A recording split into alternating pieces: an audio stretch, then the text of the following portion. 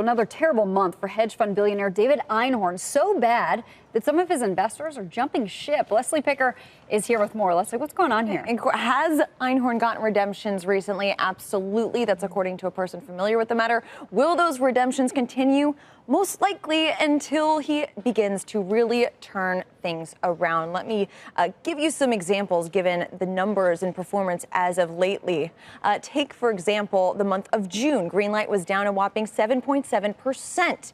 In the year through June, the losses were nearly 19%. That marks dramatic underperformance relative to the S&P 500 over those time frames. Greenlight also trailed the benchmark during both 2017 and 2016.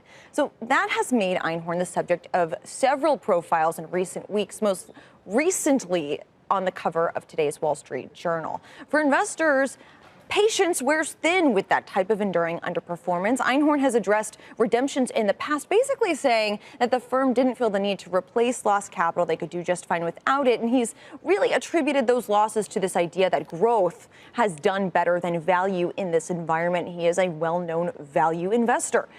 A real culprit is his so-called bubble basket of shorts, with names like Netflix and Amazon, which have soared.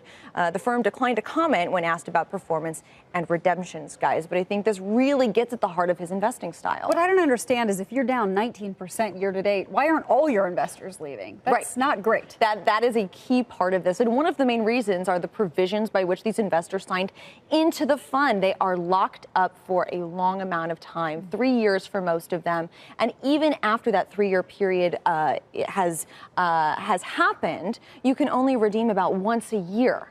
And if you're a large pension fund, this is one of the things that you see time and time again with these star hedge fund managers. If you're a pension fund, you have to go through so many bureaucratic steps to invest in these guys. And if they're a star, it's kind of an easier sell to make to your board to invest in them.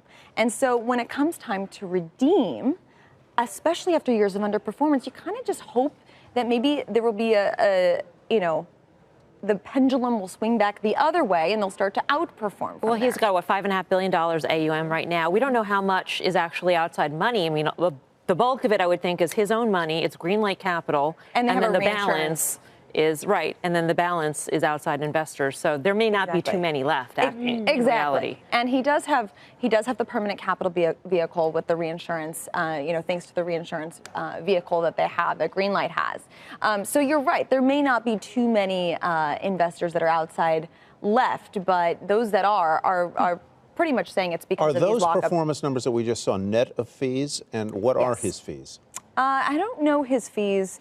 Whether they're the conventional 2 and 20, but closer to the conventional 2 and 20. I don't know if they've pressure to reduce those. That's absolutely the case. But as he said in the past, he's not that interested in replacing capital. And this is a common theme that we've seen also with Ackman, where they realize that their kind of star power has gotten them to be these asset gatherers. And then when you've compiled all these assets, it really chips away at the opportunity set you have for investing, because you have so much money, so much in the way of assets under management. If you're smaller, more nimble, you have more opportunities to invest and can produce, in theory, more alpha.